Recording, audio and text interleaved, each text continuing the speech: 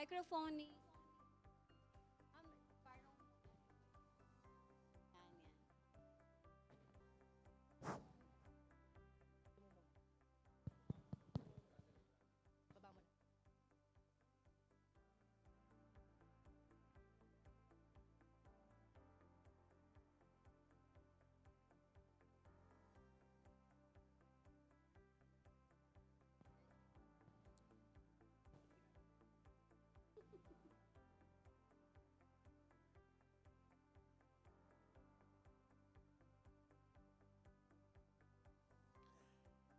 The challenge ahead, digitalization and decarbonization in shipping.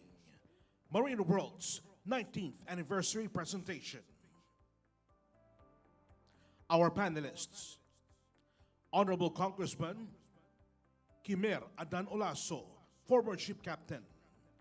Captain Pradeep Kumar Chawla, Chairman, Global Med. Chief Engineer Fabrizio Barcelona, Seafarers and Inland Navigation Section Coordinator, International Transport Workers Federation. Captain Jaime Quinones, President, Masters and Mates Association of the Philippines. Engineer Donald Bautista, Managing Director, United Marine Training Center. Captain Antonio Ladera, President, Alma Maritime Group. Mrs. Naomi Rewari, Founding Director, Ari Simulation, and Mr. Wyron Bernard Balinis, President, Office of the Youth in Maritime. Special thanks to our sponsors, venue partners, Marlo Navigation, United Marine Training Center, platinum sponsors, Inmersat, Ari Simulation, Westminster Seafarer Management Philippines, gold sponsors, OSM Foam, Amusup, DMMA College of Southern Philippines, Sequest Maritime Training, the Marshall Island Registry, Crossworld, silver sponsor, Liberian Registry, bronze sponsors, Compass, Health Plus, Ayala Land, our media partners, GMA Pinoy TV, GMA Live TV, GMA News TV, the home of Global Pinoys.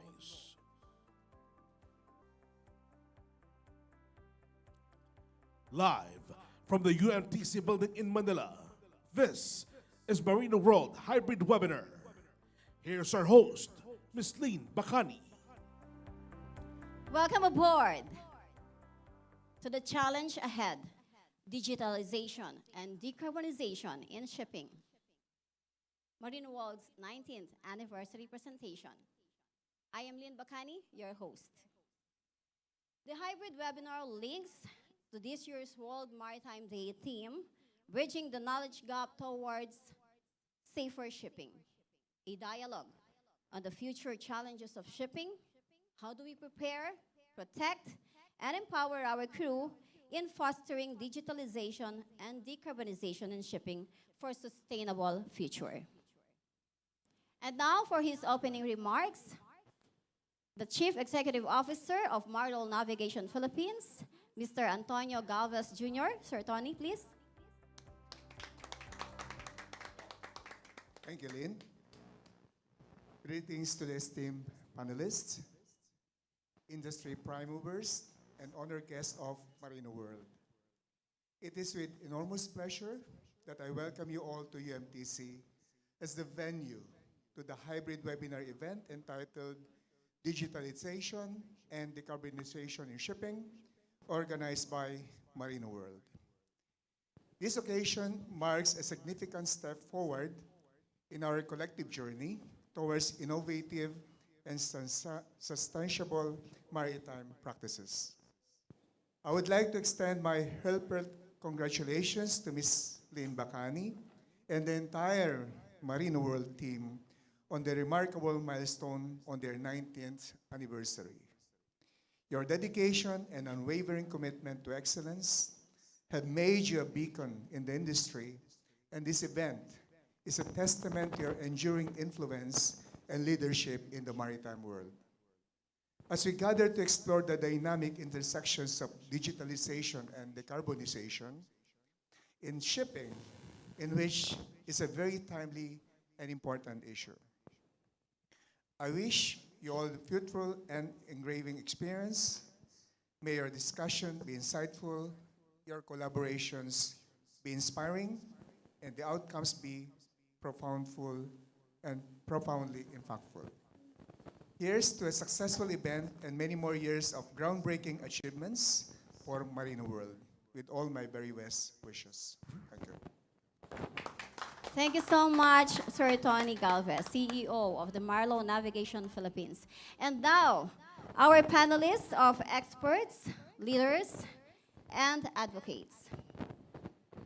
Captain Antonio Ladera, Jr., President of ALMA Maritime Group, Association of Licensed Manning Agencies. Captain Captain Jaime Quiñones, President of Philippine Association of Masters and Mates Association of the Philippines, MAMAP.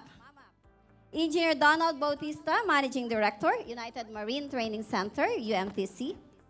Mr. Wyren Bernard Balinis, President of the Youth in Maritime, YMIO. Joining us from other parts of the world from our Zoom webinar. From London, Engineer Fabricio Barcellona, Seafarers and Inland Navigation Sections Coordinator, International Transport Workers Federation, or ITF. Mrs. Naomi Rewari, Founding Director, ARI Simulation.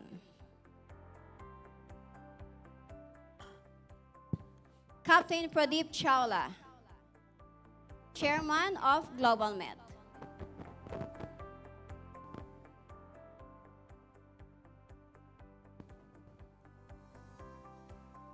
To begin our discussion, we have a presentation from Engineer Fabricio Barcellona, who will provide a presentation on two extremely important international reports, JAST Maritime Transition and World Maritime University Transport 2040.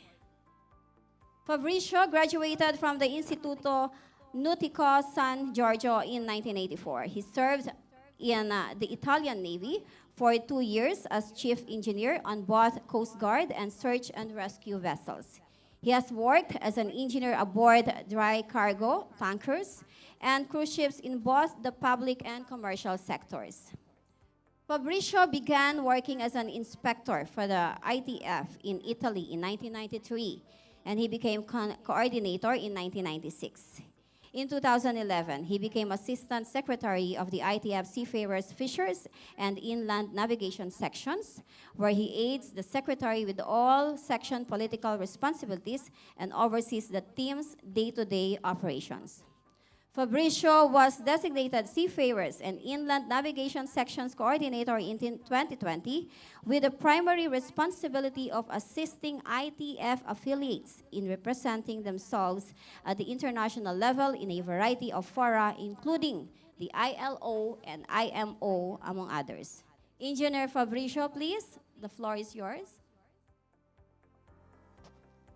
Thank you, and good afternoon, you all, and apology for not being there with you for the 19th anniversary of Marino, but nonetheless, I would like to congratulate Marino for this achievement, and very happy to be here to this webinar to provide an overview on the two subjects that you have mentioned. Also allowed me to congratulate the Philippines for the recent signing of the Magna Carta for the Filipino seafarers, which is certainly a milestone, and the representation for an enlightened government that takes seriously the matter of seafarers and shipping. And if I have the chance to share the screen and see the presentation, please. Thank you. And although I'm not seeing directly the audience there in the room, I hope that you all agree with me that to acknowledge that the 1.9 million of seafarers are the key to powering this industry through a successful transition. Today, as I mentioned, I would like to provide an overview on the what I described, two consequential events that led the organization that I represent, together with other organizations, to take a position toward the future of shipping. The first event that I'm referring to is when the ITF commissioned and sponsored the World Maritime University a study to clearly identify the gaps and opportunity for seafarers in a greener and a technological advanced future. And I must say, and I'd like to remark this, that although we sponsor and the commission the study, the WMU enjoy a complete independent on the methodology and the findings. In fact, I must say that my organization not necessarily agreed completely with all the findings, but there was no pressure to the finding to be removed because the study was seen as a product to create a debate, not to represent the ITF position. And the second event was referring to in my initial presentation. I would like to describe it as the wisdom of some organization in the shipping industry. This organization normally represents a different interest, but we managed to set aside our differences and agree the importance to provide regulators and government with a unified voice that represents seafarers and shipping. And this led to the creation of the Maritime Just Transition Task Force. If I can have a second slide, please. Now, I recommend anyone to go through the WMU report, because in 10 minutes today I won't be able to do so already. However, I think it is a very detailed and thorough and comprehensive report. But I thought, just for the purpose of this this webinar, to show this slide that I think it might be not that clear for the audience. I mean, not that it's so detailed that it's difficult to capture, but I'll be happy for the presentation to be shared with everyone that is interested in. And these slides, as I mentioned, represent the roadmap and is based on the 26 different scenarios. And it's not supported by the ITF vision, but is the input that the WMU receive is from technical experts, academics, regulators, NGOs, organizations, shipping associations, and governments. It identifies trend toward a greener shipping and identify all possible scenarios, including the gap seafarers need to fill to be able to operate safely the ship of the future. As you see, there is a short, medium, and long term, and all different potential scenario that will occur between now and 2050. And for each scenario, there is the corresponding implementation of policy and technology and the need for what seafarers and shipping industry need to learn to be able to operate ships in that environment. If I can have a slide 3, please. And one more. The same study, the WMU study, they have listed the main categories of impacting factor shipping and seafarers will be confronted with in the future. And it is clear that as of today, there are already gaps between what the seafarers and operators' knowledge is and what is needed in the future. This list takes into account the complexity of operation and technology that will be implemented. But it's not only aimed to officer in charge on board, but clearly identify that pretty much everyone on board will need to have or acquire different and additional skill to a certain degree. And this, I think, is is quite important because they have technological advancement will not only affect those covered by the STCW convention that have operational roles, but pretty much everyone on board, and we'll see slightly later in the details what I mean by that. If I can have now the slide 2.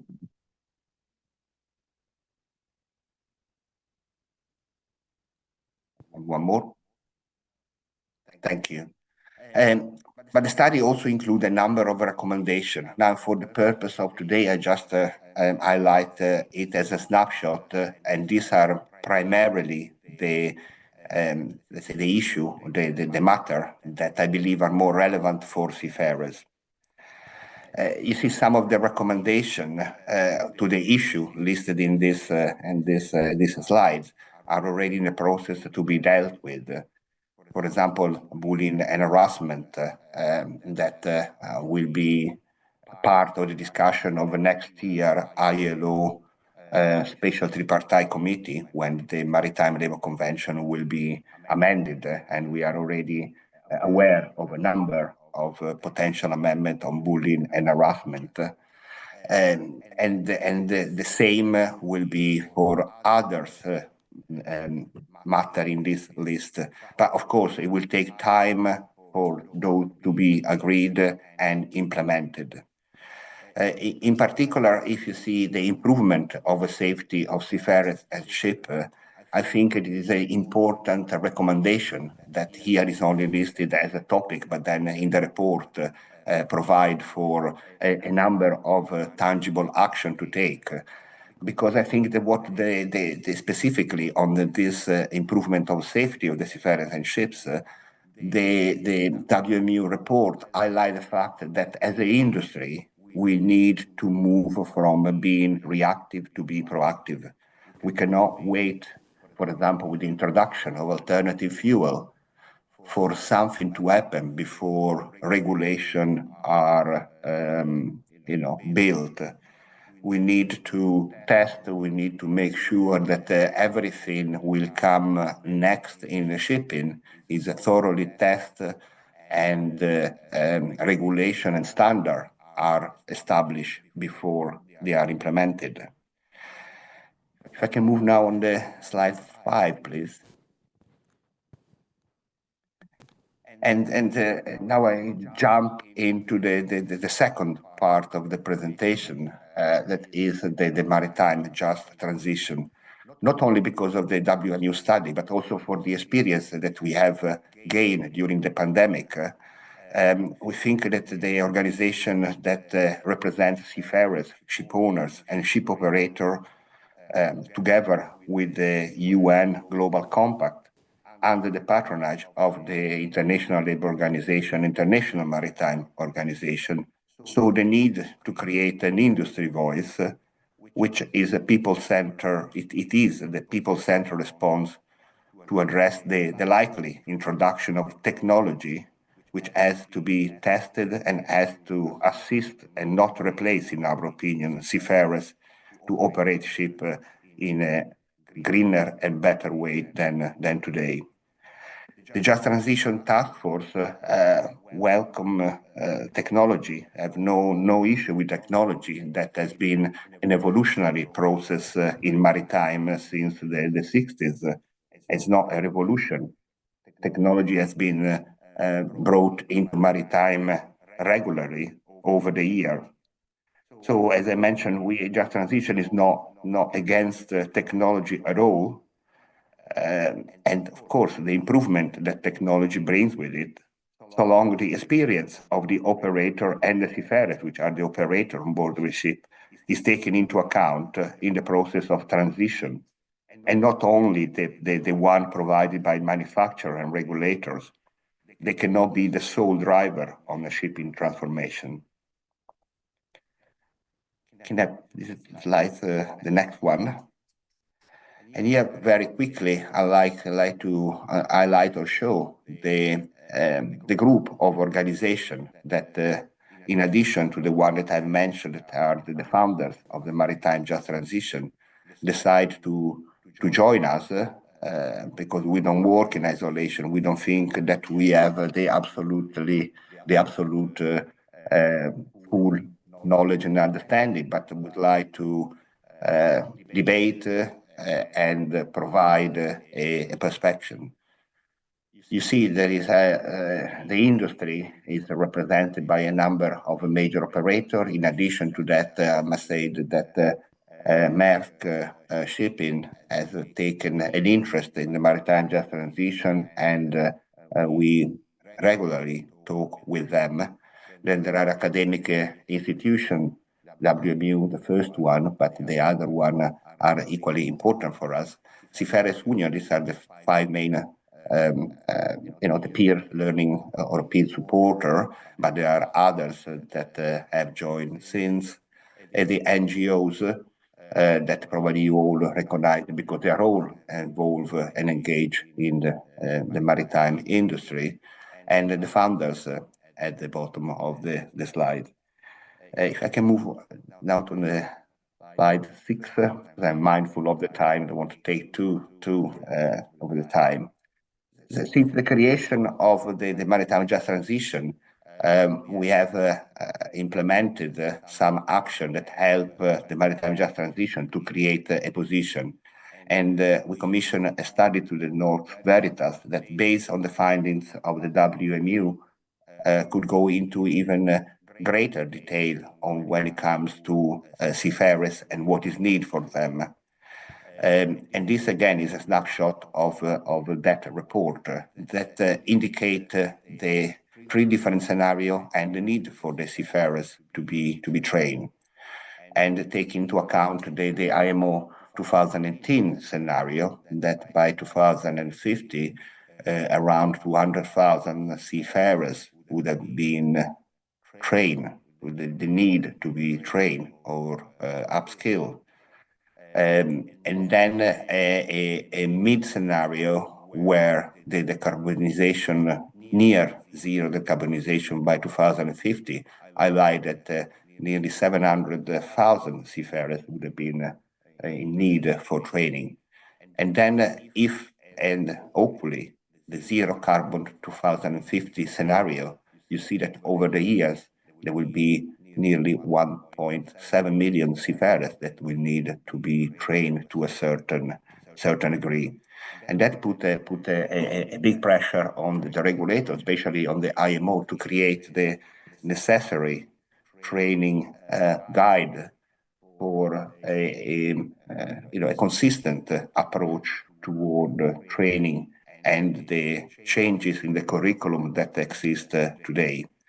As you know, the IMO is a very thorough organization, but the way in which operate require time. And unfortunately, shipping industry cannot be left in a limbo, not knowing what the training will be for the seafarer that will need to be employed to manage ship. If I can have the next one, please. As a Maritime Just Transition Task Force, we came up with a 10-point action plan.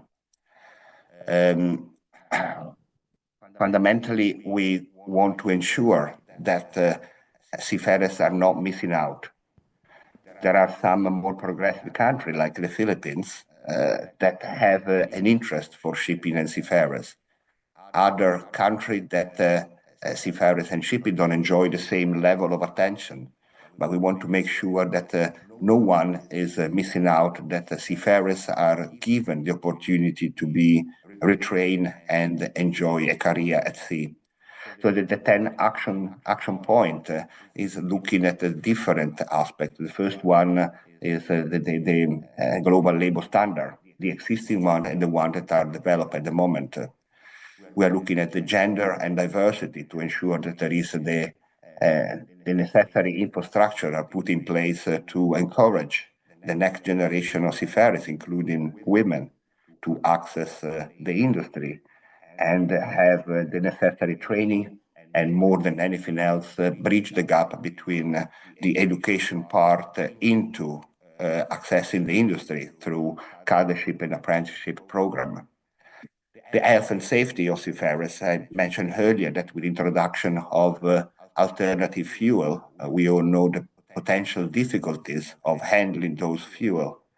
And the reason why the maritime just transition is thought around the human factor represented by the seafarers is to ensure that any introduction is fully tested and safe for the operators on board.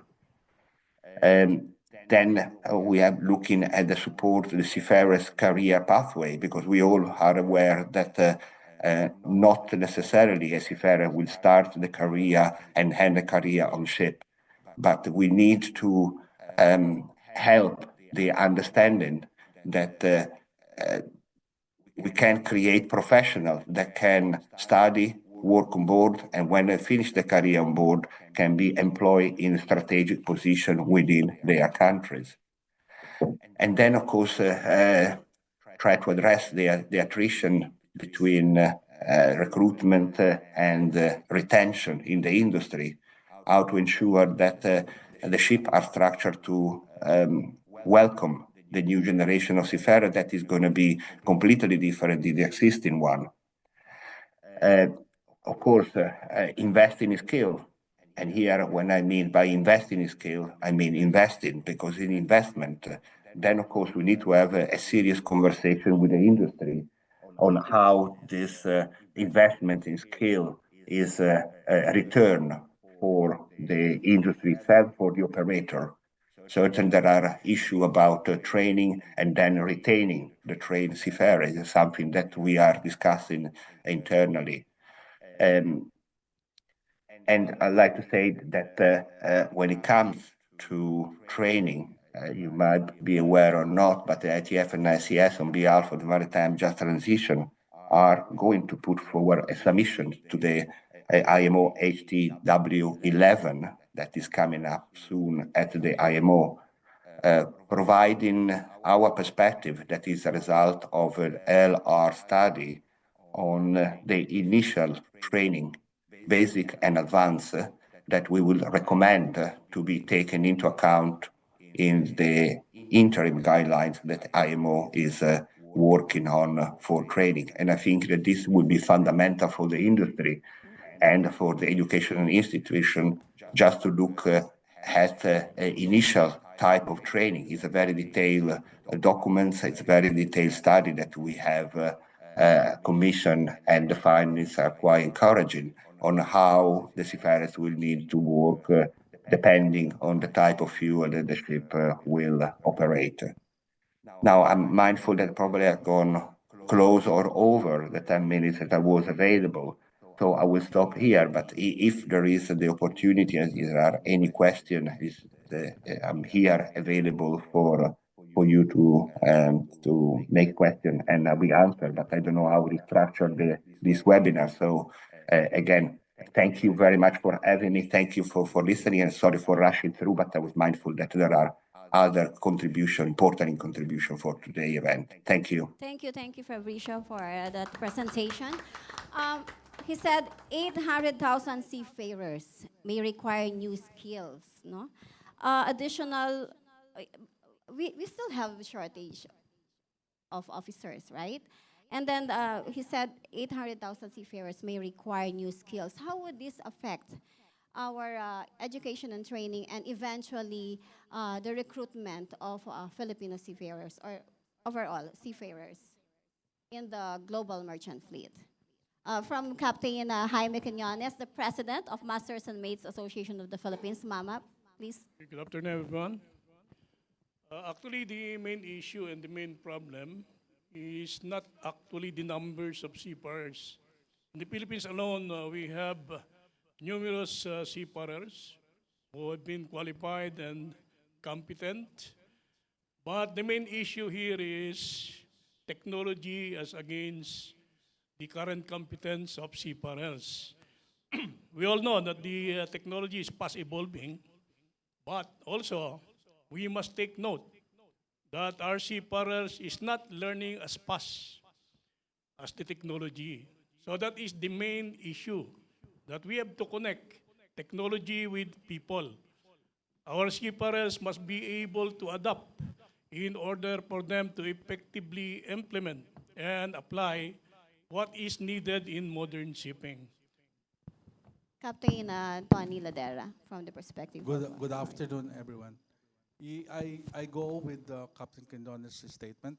And as we can see, our seafarers at this time are only trained on the present setup on board the vessels. And we are coping up with technologies, but you see, technology has overtaken already regulatory. Okay, and this is our issue because we are developing technology for our seafarers now, but then after 5 years or 10 years the technology changes, and that is our problem. You see, way back 10 years or 15 years ago, we are already looking at this dimension wherein our seafarers will be capable of manning a a modern vessel, but then we have been changing a lot. We don't know exactly what simulator, what technology to impart to our seafarers because of the fast changing phase of technology. And if you can see, there are a lot of computers, a lot of machineries that is being out in the market. But if you can see that the regulatory is not actually addressing it, that is why we are being left behind. That is our predicament with crewing. You see? Thank you.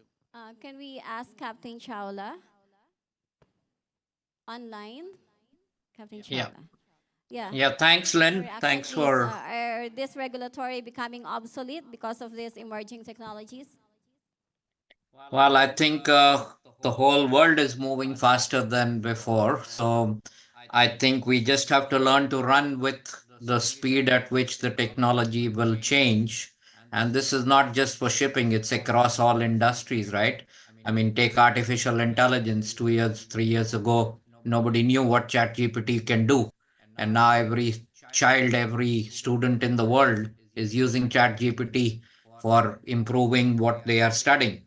So while I understand that there will be a lot of investments into new technology for training, I think as an industry, we have no choice but to be ready as quickly as possible. And in fact, already the number of ships that are around in the world with LNG as a fuel, for example, is already getting quite fast, coming in very fast.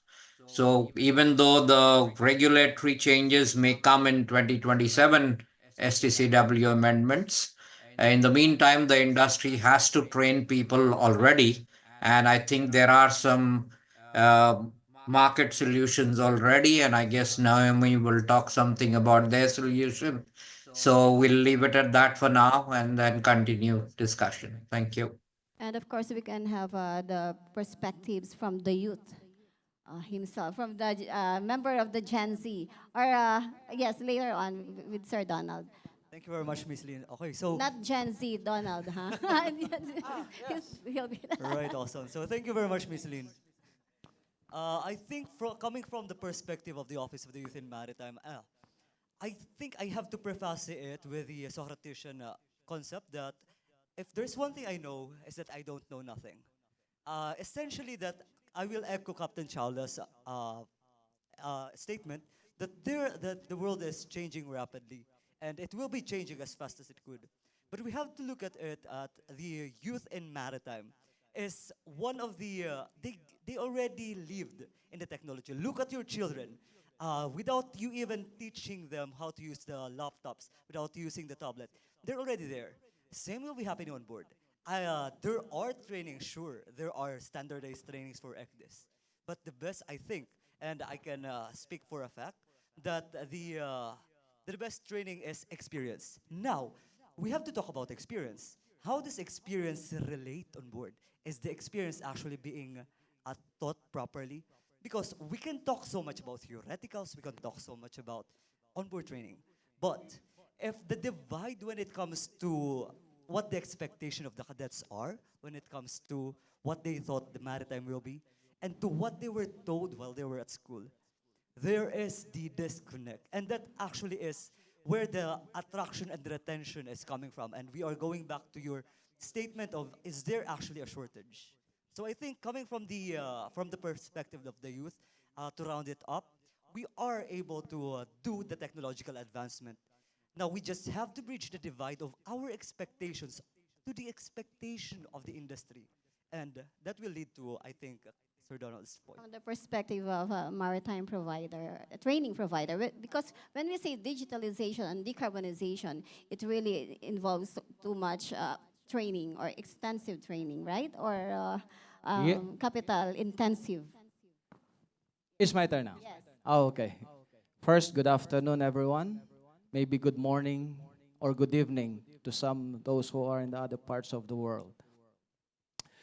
And I would disagree. I would disagree with Captain Tony. I would disagree with Captain Hyman, even with all due respect, I would disagree with Captain Chawla to make this discussion more exciting. But I cannot. You know? Because they are very correct. And also, of course, your point. But I will not repeat what they say because they have more on the side of the students, the trainees. You have to be prepared. The instructions should be prepared. I will focus more on the other side of the coin. We have to prepare the trainees, the youth, or the new generation. But sometimes we forget to prepare as well one of the most important part of learning, the instructors. At the end of the day, you might be the best, you might have the best tool, you might have the best students, the facility, the equipment, simulator, Ari is here. But if you do not have the right instructor who has the passion to share the expertise, then that will be a different effect.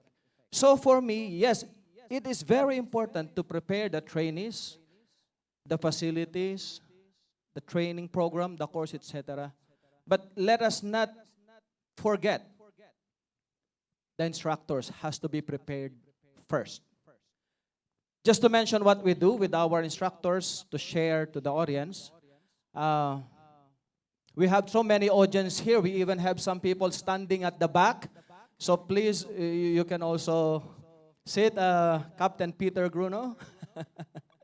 I know he has a class.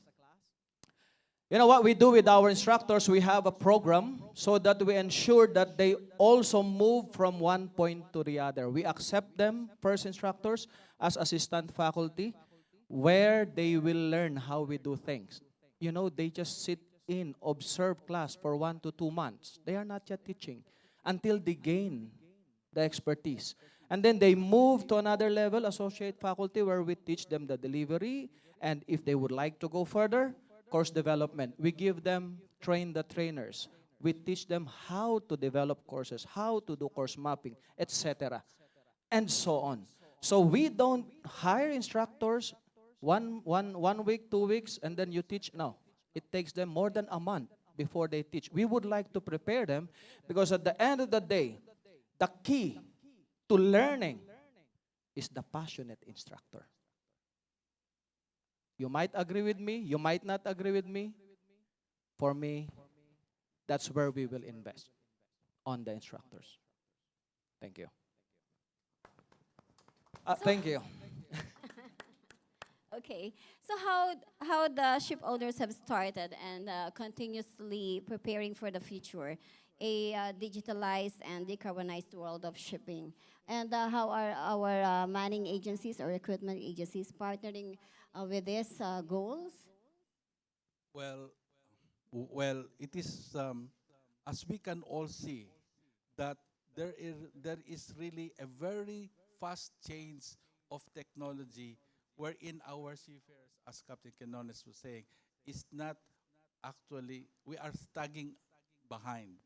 Okay, and that is a problem with our crewing system, because all our seafarers that we are offering to our clients has only this much to give, because we don't have the expertise in the past to say okay, this will be the vessels that will be made, that will be built in 10 years' time, okay? But we were so complacent that no, that will not happen. I have heard it many times. Tell me if I am wrong. But then look at the future. This is what I can say. Okay? Look at the car industry. Look at the car industry. 10 years, 20 years ago, if you look at the plant making cars, they are making cars with people. There are a lot of people in the manufacturing.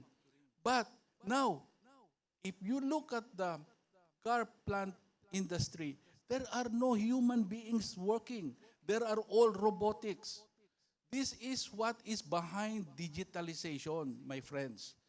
Look at it, because maybe someday, maybe 10 years from now, we will be looking at vessels being manned by robots. And the people that are controlling these robots are inland. Okay? This is possible because before, when I was young, they said, no, you cannot send a rocket to the moon without an astronaut. But that is not possible. That is not impossible now. Okay? That is why I am saying is that how are we going to develop our crew to be able to man future vessels? But this has to be in coordination with the owners and us as the manning agencies. Because if we do not know exactly what the ship owners are thinking, like what happened 10 years ago, they built a lot of vessels. Huh? But they did not ask us if we have enough crew to man their vessels, to man new buildings. That is why when these new buildings came out, we are at loss. Where are we going to get people to these new vessels? This is actually what we have to focus. Okay? Because if we know exactly what the owners are building, then we can train as what uh, um, my colleague here was saying. But first, of course, when you train them, you train the instructors first to train the people. Okay? This is our predicament actually, Lynn. Okay. To delve into more on the future of shipping, we have a presentation from Captain Chawla. Captain Pradeep Chawla is the chairman of Global Met.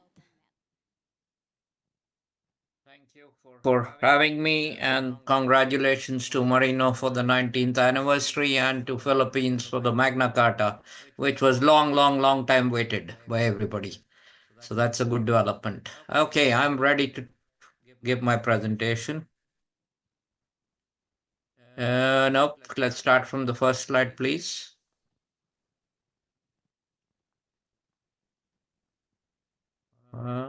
Okay, yeah, that's the beginning. Okay, we can go to the next slide.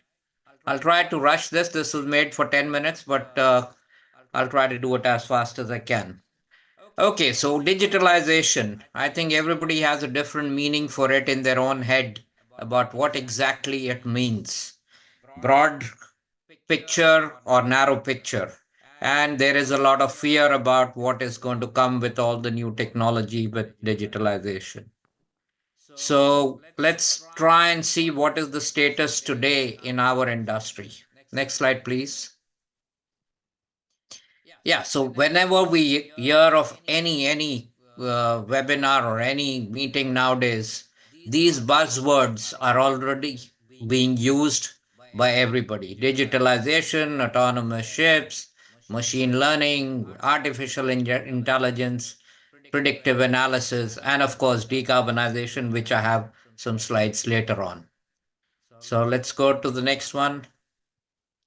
Yeah, so when we actually start to dig deeper into it about what is meant by digitalization, it means different things to different people. We started with somewhere on the right hand side corner, if you look at it, the ERP solutions, the enterprise solutions for ship management, which included plant maintenance system, crew and training management softwares, some things about procurement, logistics, etc.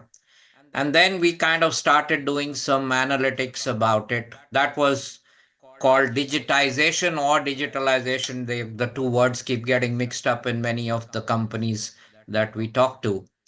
But then we started moving towards more on kind of on the road to autonomous ships, but with little bit more automation. And then everybody started talking about trying to track every ship with AIS, and then with through the egg disk, putting some sensors on the machinery. And now we talk about digitalization, kind of where we are able to collect everything from the ship's machinery and show it into dashboards.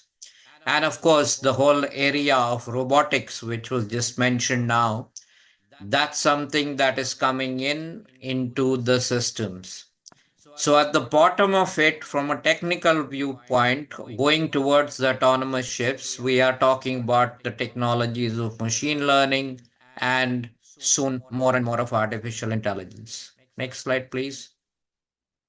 Yeah, so where actually are we in this process? I think the industry right now is trying to collect a lot of data in order to do the analysis. And most of the products that are in the market now are kind of still first generation of analytics. Most of them do not have much of artificial intelligence or machine learning in it.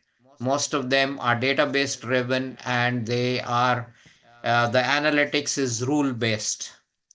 Uh, for that analytics to be useful to the seafarer and to the company, we need to bring it into more actionable items, which is like a decision support system. So, okay, if you know all the temperatures of all the engine units sitting in the office, how does that really help you? Because you have a qualified chief engineer on board who's looking at the same thing. So then you need to come to a stage where it turns into actionable items, like giving prediction about what machinery needs to be looked at urgently by the chief engineer, because computers can track things before the human eyes can actually find out, and they can find patterns that the human being may not be able to do. So when we are in the journey from digital to intelligent and all the way to autonomous, there are many, many steps that still need to be taken by the industry. Next, please. Yeah, so this is from one of the companies who are trying to say that this is what the timetable will look to be, that by 2030 we will have remote controlled unmanned ocean going ship. The technology is existing. There are small ships now which are being controlled fully autonomously or semi-autonomously by control centers. Nothing beyond 100 meters is actually being operated this way at the moment, but in the Schelde River, I have seen some small ships being fully autonomous. So, where exactly this will go, how fast it will go, we need to see, because right now the industry is kind of spending a lot of time and effort and money also on alternate fuels and decarbonization. Okay, so we don't need to be fortune tellers, we just wait and watch, and we try to prepare ourselves for the autonomous or semi autonomous ships. Thank you. Next, please. Yeah, so there are major areas in which it will happen is, of course, in navigation, intelligent automatic routing. There are new softwares that are helping the captain with cameras, with uh, advanced analytics, and even some are even selling automated collision avoidance systems. There is progress on getting a ship into port just in time. Singapore and some of the other ports in Germany have already announced these kind of initiatives. So that's where digitalization is helping. Next, please. And on the machinery side, like I said, we are all collecting the data from the machinery in order to be able to predict failures of machinery, in order to have more fuel efficiency. You can go to the next slide, which is fuel efficiency. Yeah, so this is where right now the industry is, that we are all trying to make our ships give more money for the, let's say, more bang for the dollar by being fuel efficient, because part of the strategy of decarbonization is also to be fuel efficient with what we are doing. And that's why we have the EU MRV regulations, the ETS regulations, the fuel EU regulations, all trying to focus on fuel efficiency and decarbonization through that. Next slide, please. Yeah, and that's somewhat also started. We have hold cleaning robots. We are looking at some hold inspection robots. We are looking at firefighting robots, anti-piracy stuff, and spares delivery by drones, which Singapore is quite famous for. And so all of these things will only keep on advancing, and the seafarer will have to keep on learning how to maintain a robot instead of maintaining the main engine only. Next, please. But there is, of course, on the way, like always, during a transition phase, there is a lot of hype, and which is like, everybody just saying something or the other about to say that their company or their industry or their um, part of the industry is more advanced in digitalization. So some of it is kind of like Twitter chatter. Now it's no longer called Twitter. I have to change the slide to X. Otherwise, Mr. Musk might again be upset about something. Next, please. Yeah, we can click on all four so that we don't have to wait for them. Okay, but what does it mean for the seafarer? And in general, whenever there is more automation, what happens is that automation is replacing skill. Like you mentioned about the cars being built by robots. So the skill of welding very carefully in a car production 30 years ago is replaced by perfect welding by a robot. The algorithms of data science will replace the thinking or the knowledge of the chief engineer and the master, because the machine will tell them which unit needs to be maintained more quickly because something is about to go wrong. Sensors will remain vigilant, replace the day-to-day rounds that the chief officer is or the second engineer is taking in the engine room.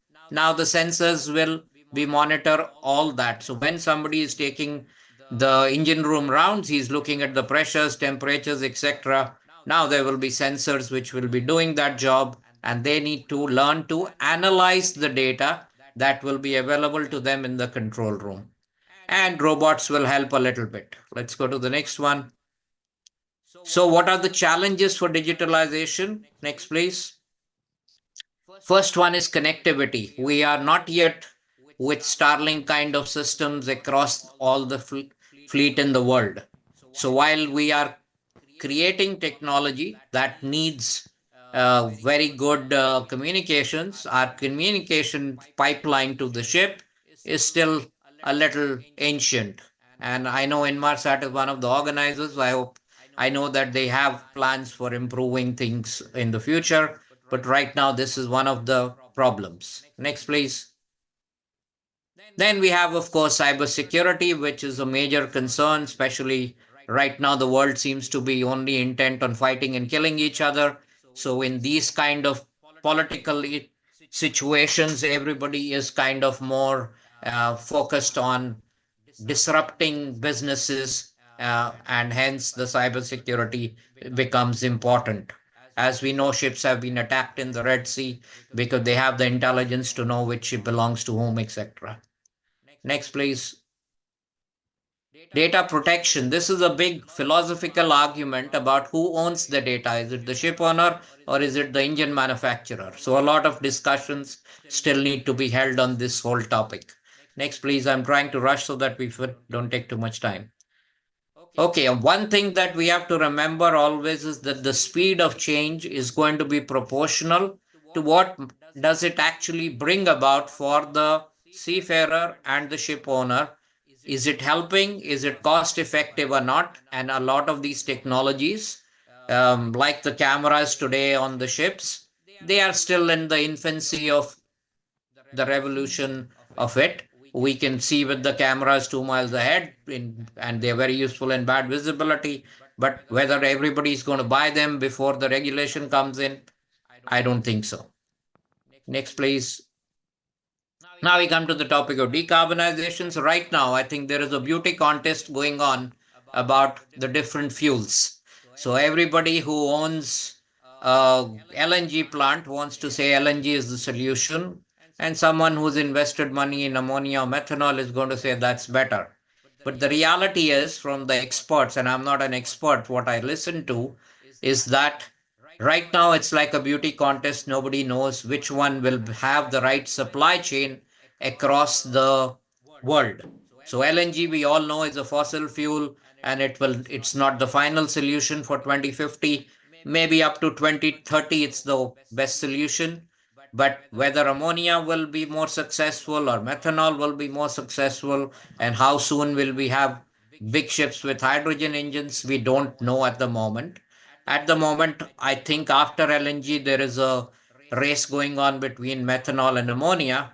And I did not put nuclear on this, but I think we could be just 10 years away from even nuclear. There is more and more people now. There is a ICS survey which says that most of the people now at least are willing to talk about nuclear.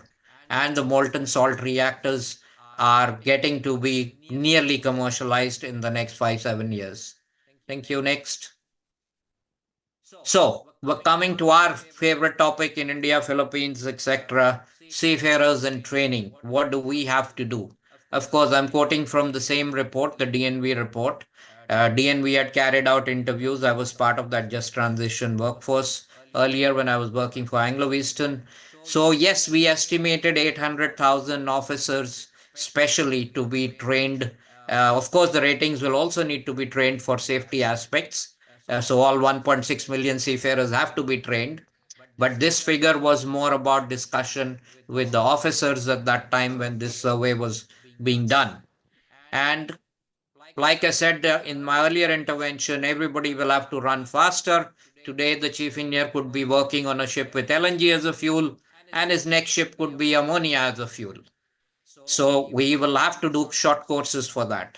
Next, please. So there are many technologies. Simulators is one of them, but I won't talk about that since Naomi is going to do that, I guess. But what I am doing after retirement is now trying to bring about digitalization in training with three parallel pillars. One is on creating short videos because people nowadays don't like 30-minute and 60-minute videos, and they don't like to sit in long courses of CBT. The second is what we call digital twin training, where we recreate the ship with LNG bunker station or LNG fuel gas supply system in virtual reality, and we teach people using that. And the third one is to make training fun because everybody knows training can become boring. So we try to make some of the things in a game kind of a way for people to learn. Next, please. So just some of the titles that we already have made and are available is LNG for bunkering, nitrogen generators for LNG ships, the fuel gas supply system, the safety familiarization. So these are things that we have already made and we are already making for ammonia and other methanol, etc. So this is blended learning will be one part of the strategy of IMO going forward in 2027 amendments. And there are already some papers published about it. The basic framework is being discussed. But coming after 2027, we will be allowing a lot more of blended learning. Next, please. Yep, I think that's my last slide. That's just if you want me to be discussing anything about this, please feel free to contact me or my colleagues anytime and we can talk about what we do. I think that's the last one. Thank you. Sorry for taking a bit too long. I think I took 14 minutes. Thank you, Captain Chawla, the chairman of Global Met. And for the information of everyone, Global Met is an association with consultative status at the IMO. And now we are honored by the presence of one of the authors of the Magna Carta of Filipino Seafarers, as what have mentioned by some of our international panelists. They are congratulating the Philippines for the Magna Carta of Filipino Seafarers. Now, we are honored by the presence of Congressman Kimer Adan Olaso from the 1st District of Zamboanga City. Sir, please do Thank the you. Good honors of afternoon. announcing the Magna Carta of Filipino Seafarers updates. Well, good afternoon. First and foremost, we would like to congratulate everyone that finally, I think we're the first ever to have the Magna Carta for seafarers. Even OFW, they haven't had Magna Carta yet. So, congratulations, our dear President, President Ferdinand Bongbong Marcos, for finally approving the Republic Act 12021, the Magna Carta for Filipino seafarers. I think it will be a great help, not only for the Filipino seafarers, but that includes our partner, our principals, our ship owners as well. Thank you. May we have reactions from our panelists? Captain Ladera, I'm from Alma Maritime Group, on Magna Carta of Filipino Seafarers, one of those groups that really pushed for the Magna Carta Yeah, of Filipino okay, Alma. Lynn, I would read the reaction from my group, from Alma, regarding the Magna Carta. The Magna Carta for Filipino seafarers is strengthening rights and protection a special class of workers. On September 23, 2024, in celebration of Maritime Week, Philippine President Ferdinand Romualdez Marcos Jr. signed into law Republic Act Number 12021, also known as an act providing for the Magna Carta for Filipino seafarers. This landmark legislation is designed to safeguard the rights and welfare of the Filipino seafarers, addressing their unique challenges they face in their profession. The Magna Carta acknowledges the seafarers are a distinct group of workers subject to specialized working conditions and international regulations. Recognizing this, the law aims to provide comprehensive protection for Filipino seafarers against unfair and abusive practices that specifically target them. The legislation is a step forward in ensuring fair treatment, improving working conditions, and stronger legal protection. ALMA, the Association of Licensed Manning Agencies, firmly believes that the enactment of the Magna Carta will lead to a seafarer and more secure future for our Filipino seafarers. This increased protection will not only shield them from harmful systems, but also open up more jobs opportunities and contribute to a stronger and more robust seafaring industry. Thank you. Captain Quinones. Good afternoon. On behalf of the Masters and Mates Association of the Philippines, we wish to congratulate Congressman Olaso for sponsoring Thank you. the Magna Carta for seafarers, which is now a law. As made mention by my dear colleague, Captain Tony Ladera, the Magna Carta, once and for all, provides safeguard to the Filipino seafarers, together with our partners in the maritime industry and stakeholders.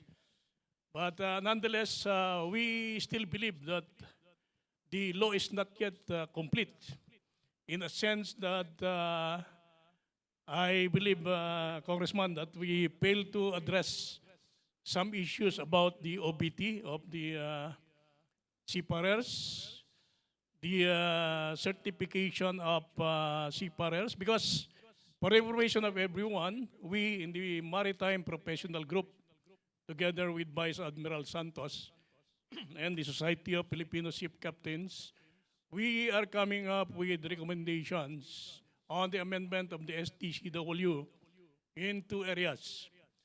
First is the area wherein the sea service experience would be shortened into 6 months. For the engineering, 6 months will be complemented by a machine shop training program that shall incorporate many aspects of the machineries and operations of the vessel, which we believe will further strengthen the resolve of our Filipino seafarers to be at par with global maritime standard.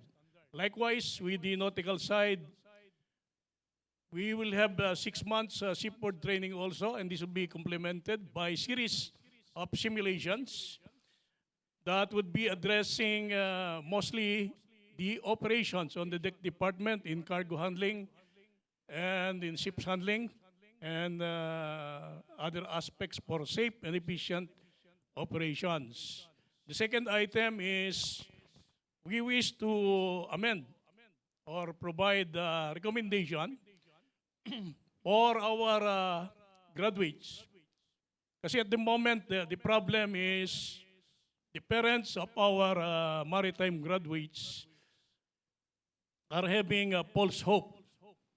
They believe that after 3 years, their sons or daughters will be employable and therefore can provide something to the family. But what is happening today, it is the other side. So our recommendation lies on the fact that we wish to, because right now the requirement for STCW is 500 GRT for the deck department and at least 750 kW for the engine department. Our recommendation and my recommendation specifically is we can put our cadets on miscellaneous vessels of at least 100 tons and then for a lesser power also, but with the condition that upon completion of 1 year mandatory shipboard training, they can take the examination, but they will be certified with a limited license. That is for near coastal voyages only.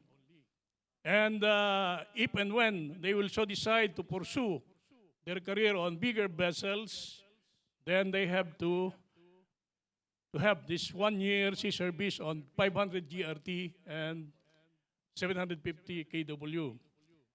So yun yung that's our recommendation at the moment that we will be submitting to Marina for STCW amendments, possible amendments. Thank you. Congressman Olaso, are those concerns could also be addressed in the implementing rules and regulations, or IRR, I believe.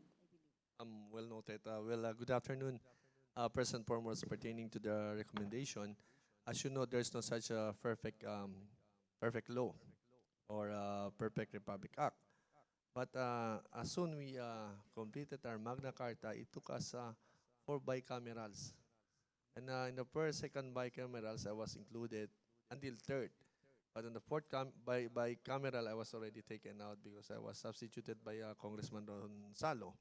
But nevertheless, I'm in support of the Magna Carta. And of course, with further recommendations from our dear captains and engineers from different manning agencies, I think it's not a problem. We could always revise our law. It's revisable. And now that we have our Magna Carta, though I can hardly say it's not that kind of perfect, but sooner we will perfect it. As you know, even our SCCW conventions, there's no such perfect thing. Every now and then we are still amending such regulation. As you know, I'm a former seafarer, I'm a former ship captain, been sailing for 18 long years on board foreign going vessels. So with this much of experience, so I've also shared with our colleagues in Congress as a first-termer congressman, it's not easy to convince other congressmen, to pass this bill. But fortunately, we're able to make it and we're able to pass it. That includes the Senate. It's really difficult because there are a lot of senators that opposing this before.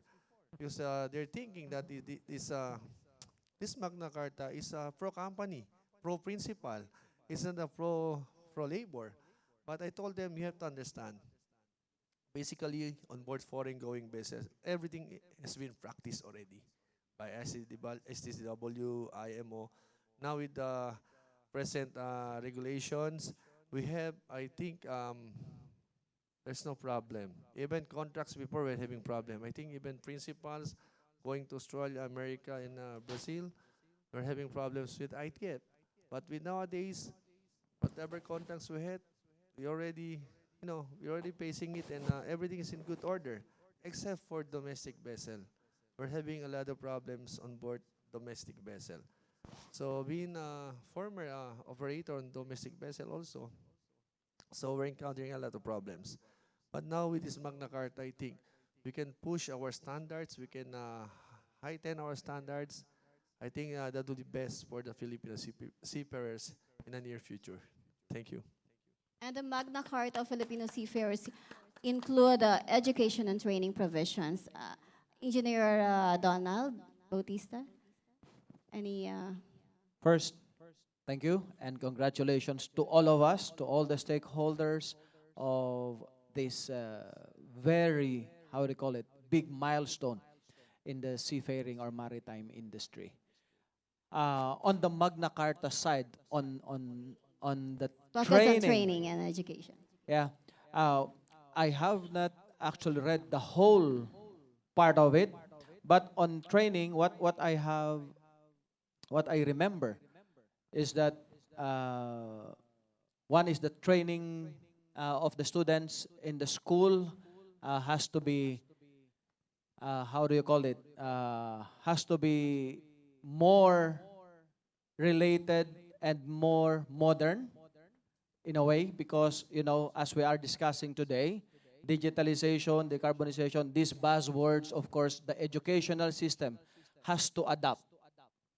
As you mentioned earlier, the changes are faster than our actions, so we should adapt. So in general, that is something that we would like to achieve as well, not only in this education in the school, but as well in the training center like we do. We are trying to adapt. There are some limitations. Of course, number one is cost, but definitely we would be able to adapt on these fast, quick, changing things.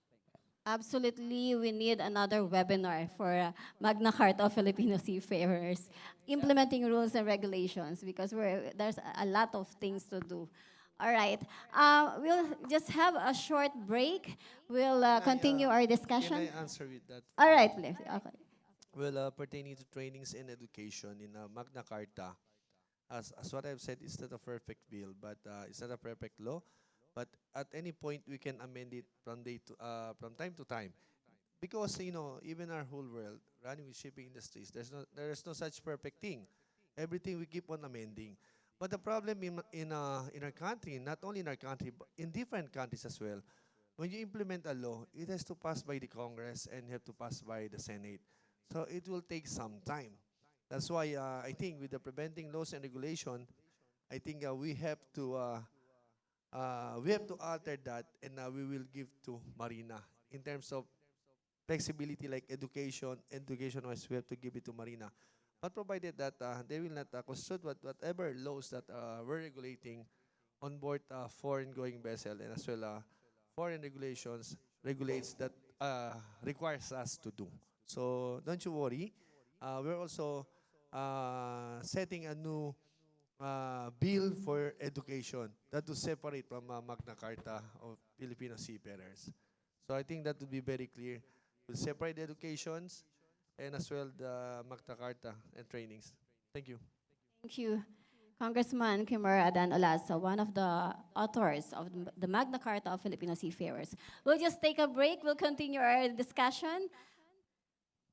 All right. This is the challenge ahead, digitalization and decarbonization in shipping.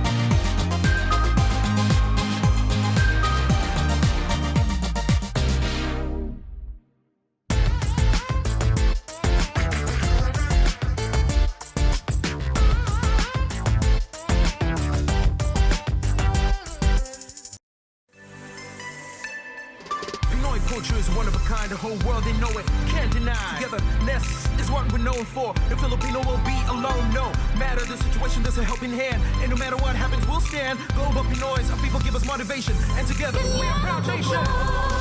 Filipino, hindi sumusuko kahit na mabigo, hindi magpapatalo. Walang sasayangin na oras, haharapin pa ang bukas. Ito mga Pinoys, and nothing can stop us.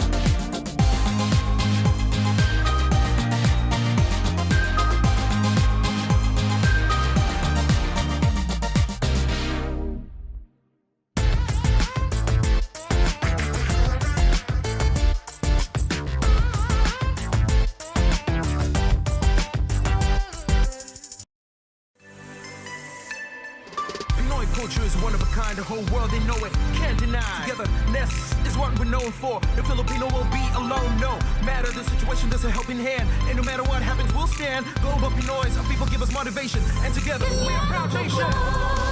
Filipino, hindi sumusuko kahit na mabigo, hindi magpapatalo. Walang sasayangin na oras, haharapin pa ang bukas. Hail, global Pinoys, and nothing can stop us.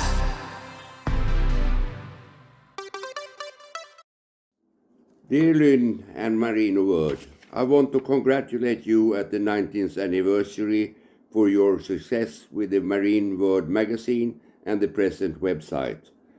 As I am now retired since 10 years and living in Sweden, it gives me insight and vital updates and information regarding the shipping industry in the Philippines. I remember when we first met at the Manning and Training Conference in Manila, and you offered me the opportunity to get this informative source. I have also saved some magazines of special interest to me. One is the issue regarding my very good friend Captain Gregory Oka and Amusup. May he rest in peace.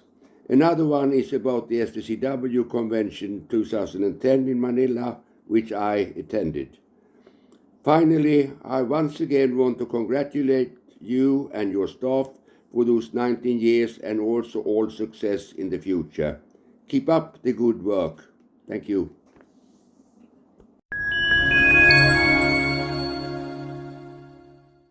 Distinguished speakers and guests, maritime professionals, and the dedicated team behind Marino World, good day to all of you.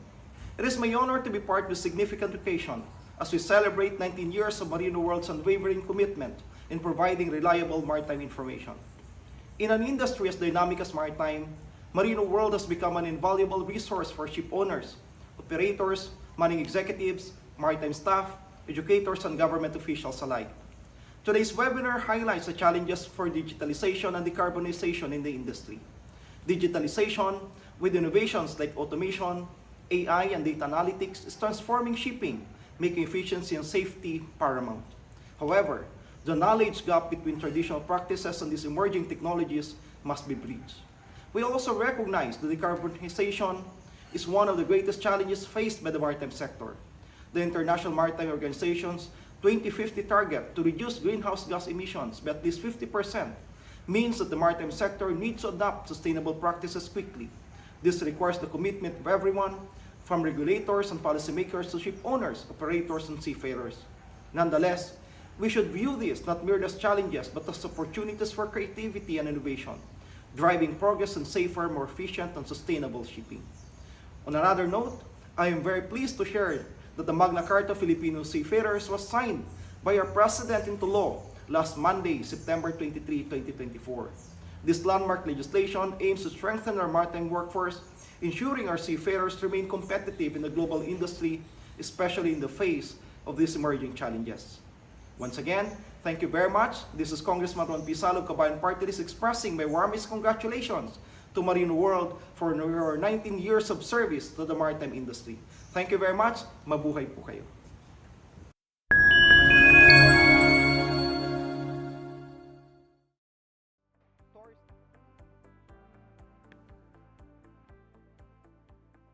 We're back on Marino World Hybrid Webinar.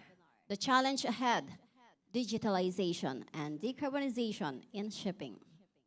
Thank you so much, Captain Linval and Congressman Salo, for that very meaningful and inspiring messages. Captain Linval is the President Emeritus of the International Federation of Shipmasters Association or IFSMA. He's the Managing Director Emeritus of the Swedish Ship Owners Association of SSOA, while Congressman Ron Salo is the primary author of the Magna Carta of Filipino Seafarers. And now let's have another presentation. We have Mrs. Naomi Riwari, Director of ARI Simulation. Mrs. Naomi is a founding director of ARI Simulation, a global leader in production of sophisticated simulation and virtual reality training solutions for various industry verticals, including marine and offshore, energy, and construction. With a rich experience of 30 years and more than 1,000 installations across more than 50 countries, ARI Simulation is a preferred supplier of simulator solutions. Naomi has been working as a psychologist in the marine industry for 3 decades and has been a key figure creating awareness of the human element in the maritime community. In addition to her role as staff management in the company, she leads a team of human resource experts who carry out training programs, psychometric evaluations, and counseling for seafarers. Naomi is a daughter-in-law, and wife of a seafarer. Therefore, seafaring runs in her blood. She is committed to ARI's vision of developing world-class training and assessment solutions, which will continue to improve safety and efficiency for seafarers. Mrs. Naomi, please. Thank you, everybody. It's congratulations for a lovely seminar. I think there's been a lot of great discussions so far. A lot of the challenges have been highlighted, and I'm looking forward to just sharing a few thoughts about AI simulation and what we're doing to address some of the challenges that have been highlighted this evening. So if you could have the presentation, thank you. Yeah, so I just have a very short presentation, about 10 minutes or so, just looking at AI and digital tools and how those can be used in maritime education and training. And we'll be addressing some of the topics that we've talked about earlier in the seminar. Thank you. Next slide. So I think these are the buzzwords that both Fabrizio and Pradeep talked about. So any seminar, as Pradeep mentioned, now we're talking about artificial intelligence, energy efficient integrations, big data, maritime robotics, and maritime IoT, just to name a few. But I can take a bet that if we walk into any maritime institute and step into the classroom, look at the syllabus, look at the contents and the delivery of what's happening today, and these words will maybe be at the periphery at the very best, or they're missing really from the curriculum that our seafarers are being taught today. Next slide. But I think we have a responsibility, and we owe it to our seafarers to provide relevant and future-proof education and training. And we're doing a disservice to them if we're not able to address the needs and the de-skilling and the re-skilling, which we have talked about this evening. Next slide. And of course, each learner is unique, whether it be the mode of delivery, whether you're a kinesthetic learner, you like visual or auditory modes of learning. Each learner has a different speed of uptake. The interest and the motivation level of each learner is different, aptitude, and so the list goes on. And I believe that effective learning and assessment environments should reflect this and be adaptive, but unfortunately, mostly they're not. It's so often that we expect the student to adapt to the learning environment, when in fact it should be the other way around, and the learning environment adapts to the student. Next slide. So we're going to look a little bit about the impact of AI and how it can improve maritime education and training. Well, I think we're looking at increased accessibility, improved personalization, enhanced engagement, improved assessment, automatic grading, and intelligent tutoring. So we really will be addressing the individual needs and the unique learning demands of each of our seafarers. Overall, the future potential of AI in education is immense. It has the potential to transform the way that we learn, the way we teach, and the outcomes that we achieve. There are challenges we overcome, but the potential benefits in AI in education are clear and exciting, and it's definitely worth exploring and investing in. Next slide. So that's what we've done at ARI Simulation. We've looked at AI, we've looked at machine learning, we've looked at our expertise in simulation and digital technologies, and we're looking forward to the future to create some innovative solutions. So I just wanted to share a few of those this evening, just to get a flavor of the kind of work that we're doing and how we can see change and transformation in our learning programs. Next slide. Okay, here we can see this is a tool that we are introducing, which is called eObserver and eAnalyzer. If you see on the right-hand side, there's a picture of a CCTV, of a live stream from what is a bridge simulator. Now, this CCTV screen normally you expect would be linked to the instructor, where the instructor would use it to observe, analyze, and provide feedback to the students in simulation exercise. But in this model, a lot of information gets lost. It's kept with the team that's carrying out the simulation exercise and with the instructor themselves. What we are looking at now is what we call in terms of eObserver, where the CCTV feed also senses from the simulator the performance through visuals, through auditory and video capture, biometric evaluations and assessments are all captured and can be demonstrated and fed across the internet to remote observers. So whether that be the training institute itself, whether that be a shipping company, whether it be an examiner, whether it be an inspector, a range of people, it's up to us who could be able to step into the simulation exercise and observe, and then that links into a database where we're able then to analyze the performance of the individual participants in the simulation exercise.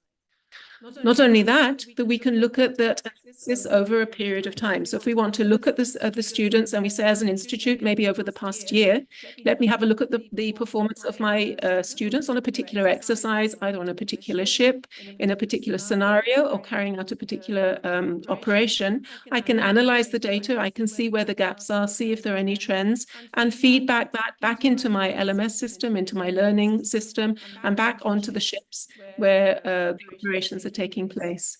So the ability to be able to observe and analyze students in the simulator, but at a much broader scenario and environment where we'll be able to actually look at trends and analyze where the gaps are. Thank you. Next, please.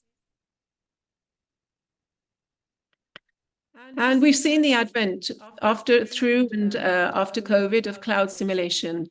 And now what we're looking at is a kind of mix between the best of the physical and the cloud with hybrid blended capabilities in our simulators. So we may have a situation where there is a physical simulator and the students are taking part in a simulation exercise, but one of the participants or a couple of the participants could be remote, who are taking part with the simulation over the cloud, where they have full access and control of the equipment from the maybe from ship, from home, from a training center, or from an office. And along with that, we also have a smart instructor. So very often there's a shortage of good maritime trainers, and I think that was discussed earlier in the seminar. You know, it could be that you want to have an expert, either say on an LNG vessel, or you're carrying out an STS simulation, or you may be carrying out some pilotage, and you'd like to have the inputs of a pilot in the simulation. Now, with our remote instructor, then we can have an instructor who is anywhere around the world, who plays a part of the simulation team. He's able to observe, he has the full simulation feed, he can analyze, he can debrief, he can communicate with the participants, and input his expertise to the simulation scenario. So I think this flexibility offers the opportunity for us to reach globally, to have expertise and maritime teachers crossing boundaries, crossing borders, and communicating directly to students through this live simulation feed. Next slide, please. And as we talked about with clean energy and the new fuels and models coming in, the same here at ARI, we've been able to address these through the creation of our new simulation models. So whether it be LNG, LPG, ethane, methanol, or ammonia, now we're expecting engineers not to learn generically on engines, but to be able to have the opportunity to learn on specific engine type, specific simulation programs. Next slide, please. Slide. So as students we have the requirement to upskill a large number of students, 800,000 students as the numbers have been thrown out this afternoon. So we have the ability to be able to train our engineers on specific operations, specific training, the safety requirements on specific engine types. Thank you. Next slide. Just-in-time simulation, which provides the opportunity for the staff, both those on board the ship and those ashore, to simulate an upcoming real-world scenario with the traffic, the weather conditions, the port entry, and other similar scenarios based on world and forecasted conditions. So we're looking at a situation now here where maybe there's a team on the bridge and suddenly there's been maybe some heavy weather or restricted visibility, and there's a particular operation that there's some concern about. And the team back ashore is getting live feed data from the ship, whether it's the weather conditions, whether it's the vessel conditions, and there's a position now where we can have consensus decision-making by running this data through a just-in-time simulation exercise. So we talked about prediction in simulation. This is a great example of a great tool where the team on board ship can utilize the data which is available, utilize the expertise back on shore, and carry out just-in-time simulation. Thank you. Next slide. Mixed reality solutions. So ARI has recently released our mixed reality simulation suite. I think this is the best of the physical training along with virtual reality training. Here we have an example of an individual who'll be wearing the headgear, but then carrying out a critical operation like boarding through the pilot ladder. Next slide. And this mixed reality can be applied to very different areas of the vessel and different operations which are critical. Here we can see an example of a hybrid bridge, where the participants again would be wearing the headset, so the virtual surroundings would be seen through the virtual headset, but there is also the physical reality of some of the controls. So we can have different players. We can also have, in this scenario, remote players who are also in hybrid mode, who are part of the simulation. And we have players who are working through this hybrid mode as well. It gives a lot of flexibility in training. This remote training and this hybrid methodology of training allows for cost reductions as well. A lot of the price of logistics, which happens in training, the ability to bring teams together across boundaries, the ability to have flexible scenarios. You want to change the scenarios very quickly within the same physical space. The solutions that we're looking at today really make that a reality for you as training providers. Next slide, please. And as we're thinking about different methodologies, I think it's clear that the brick and mortar classroom approach, which I think is still very traditional wherever we go across the world in terms of maritime education and training, well, that needs to change. And for us, I think the key is how we assess our seafarers. If we have our assessment techniques, which are robust, if we have clear outcomes, which are identified, and if we have a program of assessment which actually assesses competence, then I think the path of learning can be more flexible. It needs to be less prescriptive than perhaps we've had in the past, and it allows for different methodologies to come in. So, and the focus is really on, are we assessing the competence of the individual at the end of the learning journey? And in this regard, ARI has developed what we call an automated scenario simulation-based assessment. We've used our expertise of simulation. We've built in an AI and machine learning layer, and we've created a set of questions, whether they're scenario-based, subject-based, formula-based, objective-based questions, which an individual take place. So they're very applied questions. They're looking at competency, and these are fully automated. There's no instructor required. The officer signs in, he carries out the assessment, mini simulation exercises, application of knowledge, and at the end of the exercise, he gets a self-auto-generated report. And machine learning at the back will be monitoring the performance of the individual. There'll be smart questions, adaptive questions. So the journey of each individual through this assessment process will be individual. If there's an area that needs more highlighting, then the program will take him down that channel to be able to check his or her expertise. It will then switch back into a standard generic question and then move on in other areas. So by the end of the assessment, we get a full understanding of that individual's strengths and weaknesses. This can be done in physical mode, it can be done over the cloud. Again, it can be done with an individual sitting on board a ship. At home, it's an excellent tool for recruitment and promotion as well, because it's an assessment of an individual's competence in an applied situation. Next slide.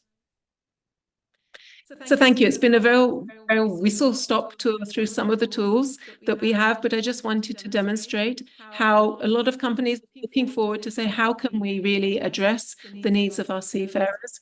How can we break down boundaries? How can we move out of the classroom environment? And how we believe that assessment really is the key. If we have our assessment and our outcomes very, very straight, and then the learning path does not need to be so prescriptive, we can allow the students, the flexibility to be able to learn in the best manner and then be assessed on their competence in the most practical manner. Thank you. Thank you, Mrs. Naomi Riwari, Director of RE Simulation. Can we have a reaction from the perspective of Gen Z? By the way, Wyron Balinis is a proud product of a premier maritime school in Bicol, Mariners Polytechnic Colleges Foundation, MPCF, and a former IMO ambassador for the youth. Right. Thank you very much, Mom. That's really flattering. So I think for me, it's a very interesting development, especially that's one of the key concerns coming from the STCW. Is it possible, as Sir Kinisho mentioned a while ago, how can we use simulator to bridge the gap instead of just having them in the practical scenario? At least this time, there is actually an environment, an isolated environment, wherein we will not be using, dangerous situation, exposing them. But I will be appealing I think, on your psychologist part this time, Ms. Naomi, because I've heard that you also are a psychologist. So I've attended I attended a recent conference in Indonesia, and the topic is more on sea and human security. And I think one of the key takeaways that they mentioned is the lack of humanities sector, especially research studies focusing on the maritime.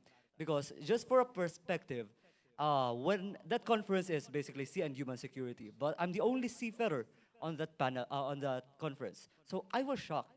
The common cliche about 80% of the global trade is transported by sea is a trivia for them.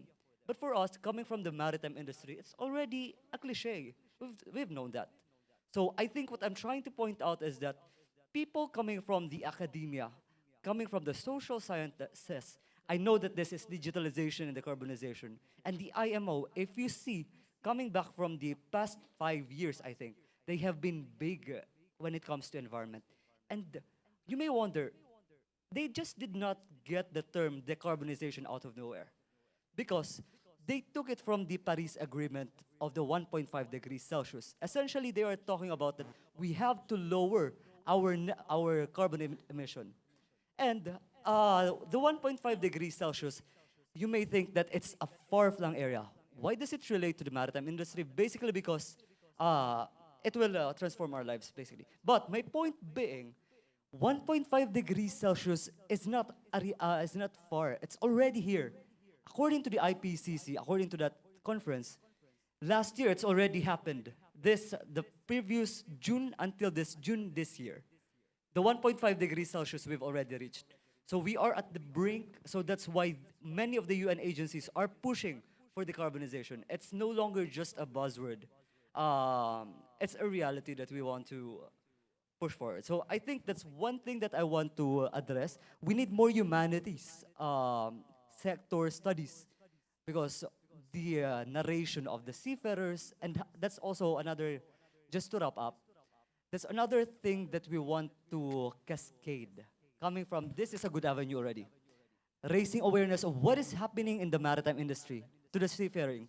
Because it's not only the accidents that they have to see, the public. Because when you mention about maritime, the first thing that you will think is shipping. But nothing can be further from the truth. There is aquaculture, there is fisheries, this is renewable energies. So I think I'm just preaching to the choir, but yeah, that is a thing that the Office of the Youth in Maritime and the Maritime, the youth, is getting engaged in. We are, I think, and then at least from the UN Ocean Decade perspective, the youth is an integral part when it comes to climate action and to enabling a just transition. Because as mentioned in the first presentation, just transition is about people centricity. And the maritime industry has to adapt. And I think we are seeing a great trudge on that front. So thank you very much. Our veteran seafarers, captains, Congressman. Additional to it, no matter how shipping industry is trying to control the carbonization in our whole world, but it seems that it's not only the shipping industry is getting affected. It's also the concern in land-based as well. Sea-based regulation has become stringent from time to time, from day to day. But look at our land-based. Not everybody's compliance. I'm sad to say, even though our country is also not compliance. Even a much bigger country than us, they're not complying such thing. That's why I even proposed another bill in Congress to adopt Marine Pollution Regulation, MARPOL 7378, that will be regulated in our country. Why? Most of the factories, most of the factories in our country, they're not compliance with that. So everybody's still using coal. That's a major problem for pollution in our country. Nextly, aside from we're trying to prevent pollution in the whole world, but I think it's in a matter of business. I think we have to ratify it. We have to call back IMO, discuss with them the convention, most especially tanker vessel, most especially chemical tanker vessel, most especially when these vessels are changing cargoes. When they start changing cargoes, then we do tank cleaning. When we start do tank cleaning, then we need to fire up another boiler for our tank heating. Aside from firing up another boiler for tank heating, we need to utilize more generators, from 2 generators to 3 generators. I think we have to discuss about business pertaining the chemical industry in the whole world. Then we can solve decarbonization. We can lessen it at once. Because if we will not do that, as far as I remember before, when we load chemicals in Rotterdam, my goodness, we do tank cleaning for 2 weeks. And 2 weeks we come in, and then Dr. Bearway and terminal will check our tank. Then they're gonna say, oh, you did not pass. Then you have to pull out your vessel again. Do another tank cleaning in the Atlantic Ocean. That's ridiculous. So I think it's about time when we talk about decarbonization. I think we have to talk it to everyone. Let's call IMO at once, inform them. That's why after this, I'll be going back to Congress and I'll be proposing a resolution directly to IMO, asking them to study about the chemical tanker business in the whole world. I think if we carry one common cargo, then we don't need to do any tank cleaning anymore. The worst thing in tanker is when you do tank cleaning. Not only on chemical, that includes crude when you do change cargo. If we have the same, if we will have the fixed cargo, then I don't think so. We will have a lot of pollution in our whole environment, whole world. Thank you. I'd like to read first an advance reaction or question from Marino World follower. He's a seafarer, John Ray Mondares. I think Captain Chawla later on, we can have your reaction on this. Formal structure courses are very important in filling the gap in education and training for seafarers. But we cannot disregard that organic, non-structured sources have a key role to play in adapting this innovation. One of the challenges I also noticed is that there are companies that only employed specific nationalities in managing their ships, ships that are equipped with modern engines and equipment. How would this transition be equitable and inclusive if companies were so selective even in support level in recruiting seafarers? How could we, the seafarers, adapt to this innovation if the opportunity to learn and to experience firsthand is only limited to specific nationalities? Any reaction, please? Captain Chawla? Anyway, we can ask from the panelists here. Yeah. So I believe that is very true. No?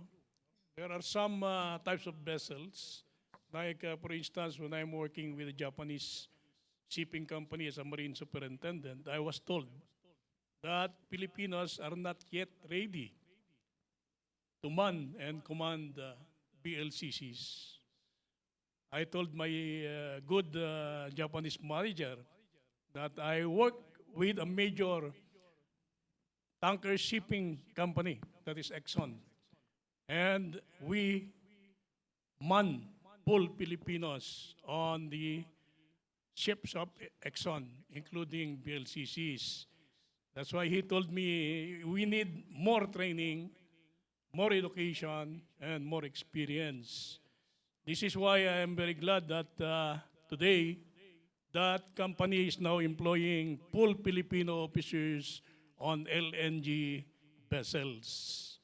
I, for one, is the chief trainer of LNG and ship handling on that major shipping company.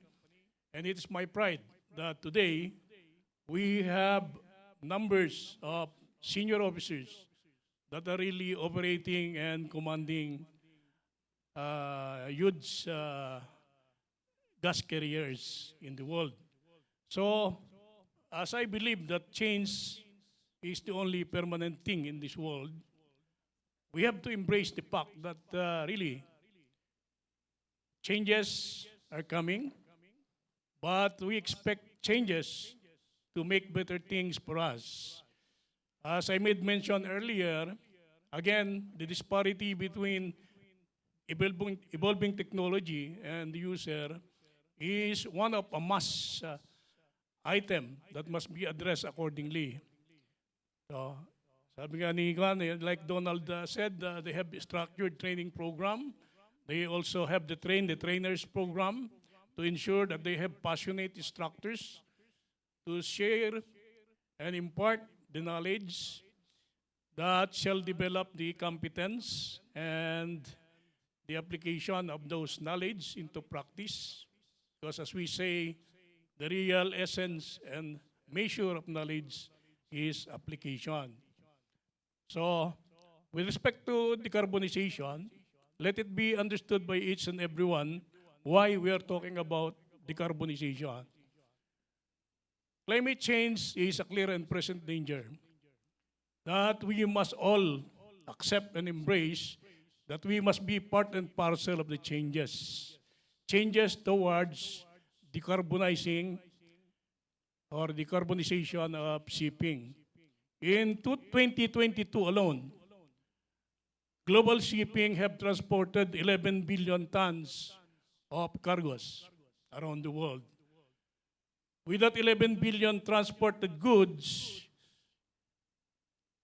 global shipping have contributed 3% to the increment of GHG, or the greenhouse gas effect. This is why decarbonization is something that we must holistically address. So today, shipping is doing its best. Like, for example, in LNG vessels, we are already adopting the dual fuel system. No? We are using the boil-off gases of methane to be a fuel combined with conventional fuel oil. It could be bis-a-bis, no? And could be a combination also. And today we have technologies looking at the potential of electricity to power our propulsions. We also have in Japan the wind technology that is being experimented today on bigger vessels. And many others like the use of ammonia, the use of different products with less and less sulfur. Because currently, the regulation requires 15 ppm. But nonetheless, I should say the aim and objective of IMO is to reduce it to zero. And the timetable is set for 2030. But personally, I believe we cannot achieve it in 2030. I think maybe 2050 will be more realistic, not 2030. Thank you. For the UMTC, what digitization and decarbonization related training programs do you already provide and plan to offer in the future? Okay, I mean, digitization has been here for quite a number of decades already. I think more than 2 decades we already have digitization in the shipping. Okay, the airline industry, I think, has its first. But what we do, first let me define what is digitization. It is actually not just converting analog to digital, but also checking your process, lessening the manual, more on digitization, more on automation, more on technology. So at UMTC, we are, first on the digitization, we are having different programs and simulators that we have been using. For example, simulators like ARI. We are one of the partners of ARI in the Philippines since 2008, if I am not mistaken. So we are 16 years with them now. We have different types of simulators, cargo handling, full mission bridge, engine room simulator, and so on. And also, we use different softwares in our classes. Like, for example, in navigation, we use Salmon, we use Arrows, we even use Myra, my routing appraisal, where you will have a proposed voyage plan, ECDIS ready voyage plan. So these things we are adapting. We are now having the latest partnership with Edumersive, Blue Orange, if you have heard of that as well, on the Edumersive technology. And not only that, again, important thing, these tools, if you have money, you can buy. If the company has the investment, they can do it. But what is important as well is the people who will use it. Aside from the technology itself, we have to train the people who will use it. And just that, to inform everyone, we even hire here at UMTC, we call education technology specialists. We have 2 of them. What they do, they are like you, youth, gadget, really fuzz, and they only teach our instructors how to use the technology. We have 2 people here, full-time, teaching our instructors how to use the technology.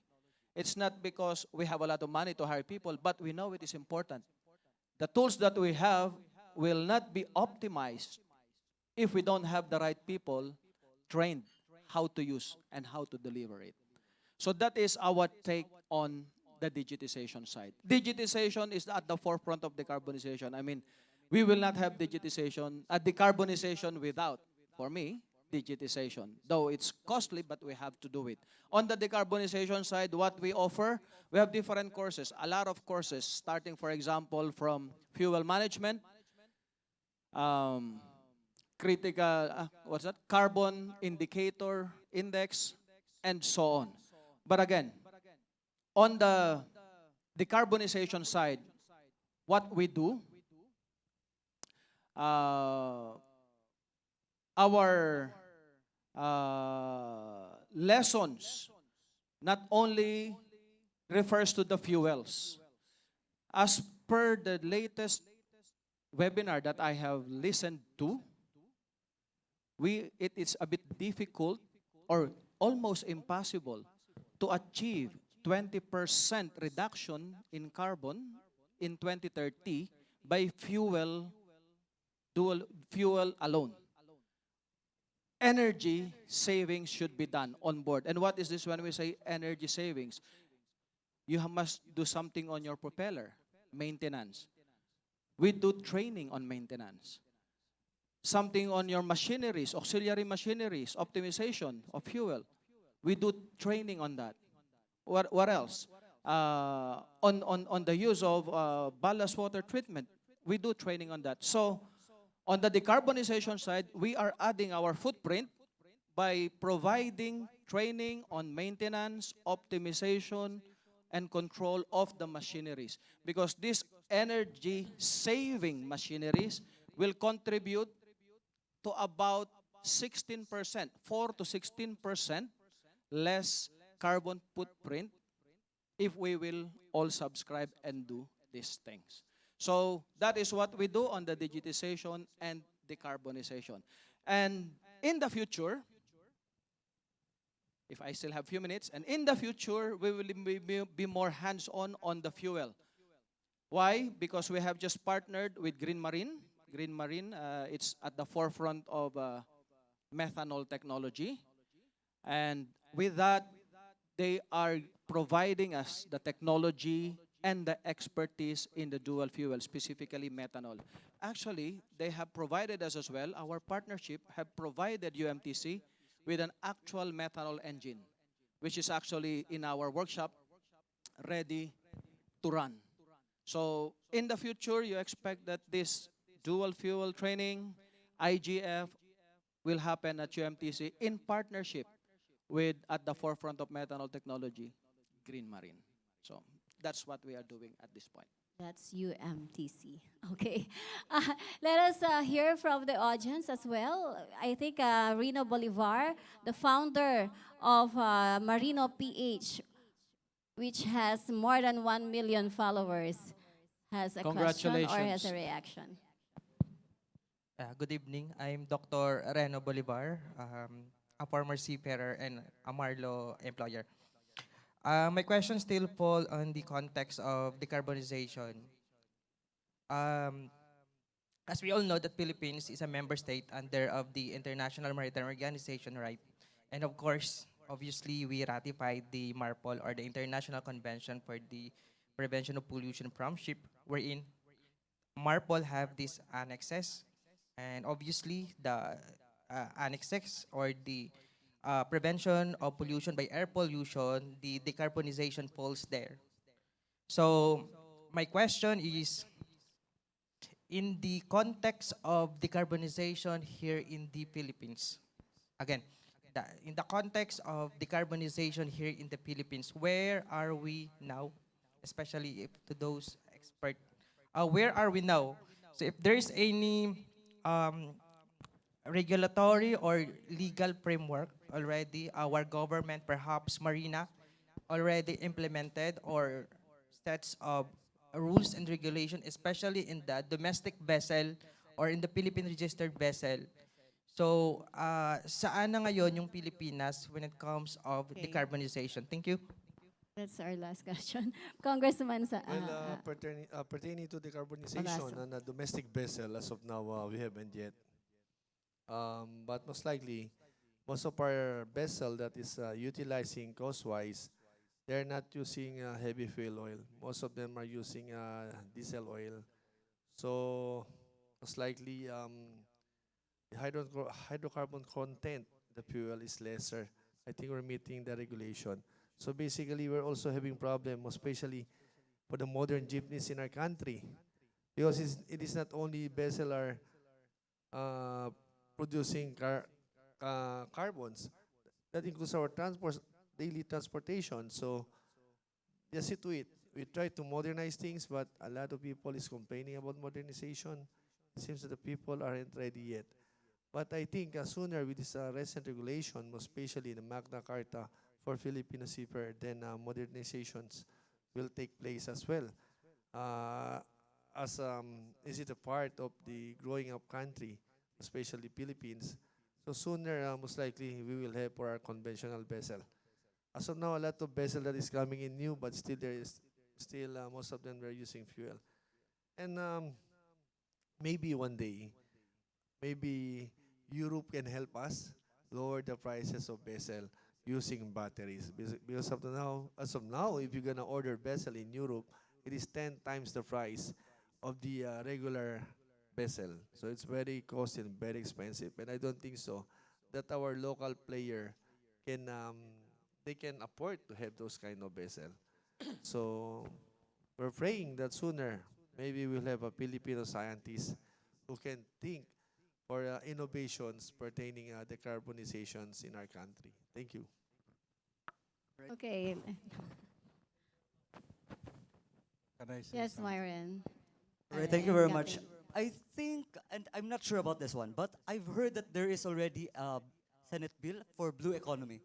It will be an enabling law.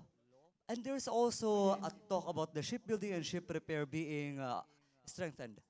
Both of these ones are possible to modernize the shipbuilding, ship repair of the Philippines, which will in turn uh, make more compliant ships for decarbonization, and which will in turn make the intra-ASEAN RoRo ships more modernized.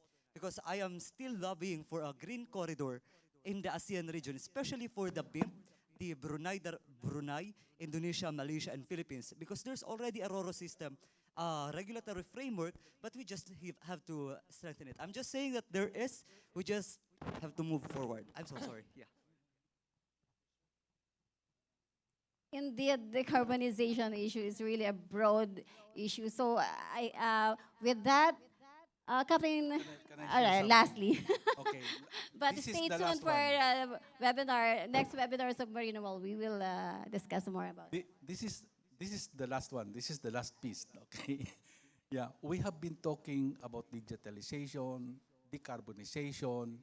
We can be sitting here the whole day talking about all of these things. We have seen the presentations, very nice presentations up to 2050. But even how many laws are we going to create? How many rules that we are going to create? But it is us, if we will not be, if we will be sleeping and be complacent of what's happening around us, all of these studies is nothing.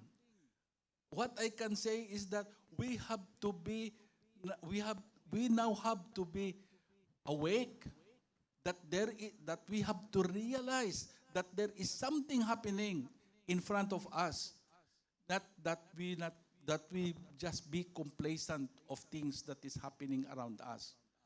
You know, decarbonization. Just look at the jeepneys that we have. They wanted to modernize it, but they do not want, because it costs something. Okay, it costs something, but will that cost later on justify, after how many years, that we really don't come up with a modern way of how to do things? We have to wake up. We are in a deep sleep at this moment. Not only us, all around the world, they're sleeping because they are just looking at the modernization. But they don't know that when there is modernization, there is also a big accountability. Okay? That is only what I can say.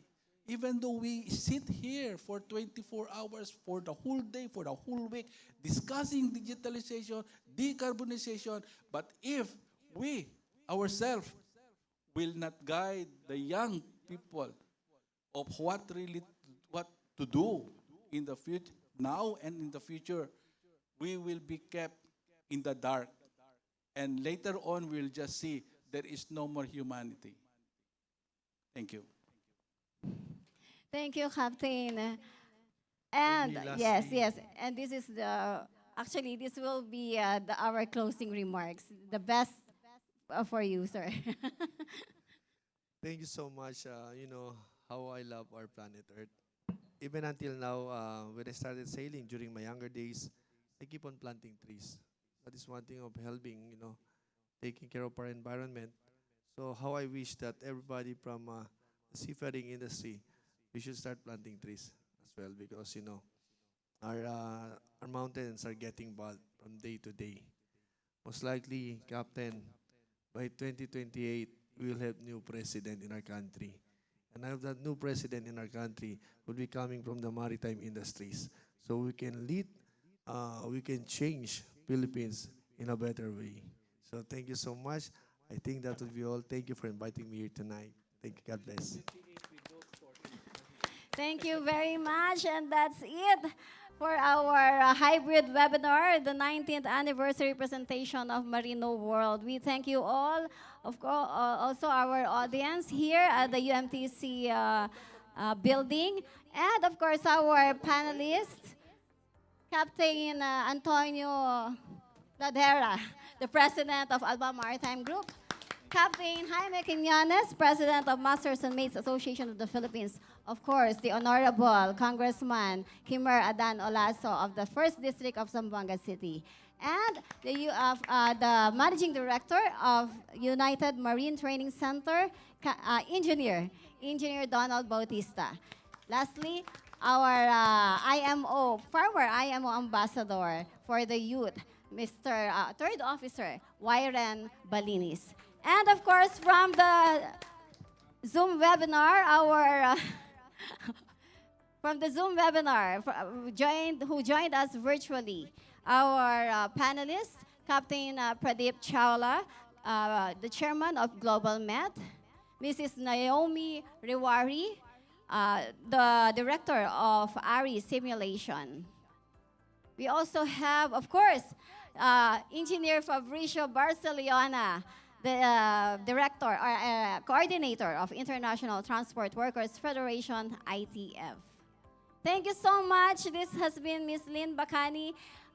This has been Ms. Lynn Bacani of your working publisher. See you again on our next webinars. We have so many things to do and so many things to discuss to meet all these challenges, future challenges in shipping. Thank you. God bless Maritime Philippines.